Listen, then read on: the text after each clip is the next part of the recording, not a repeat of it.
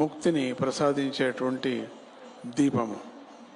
ప్రతి ఇంట్లో కూడా దీపం వెలిగించినప్పుడు చీకటి దూరం వెళ్ళిపోతుంది, చీకటే వెలుగుతుంది అన్నారు. అట్లనే అజ్ఞానం కూడా దూరం అవుతుంది అన్నారు. జ్ఞానమే వెలుతురు అని చెప్పారు, జ్ఞానమే సర్వము అని అన్నారు.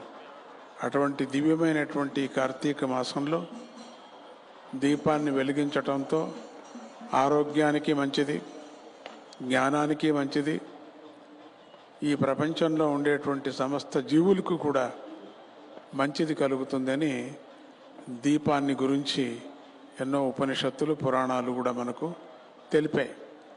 అటువంటి విచారాన్ని ఈరోజు కార్తీక పౌర్ణమి రోజు అద్భుతమైనటువంటి శనివారం అంటే విష్ణువుకి చాలా ప్రీతి అయినటువంటి రోజు.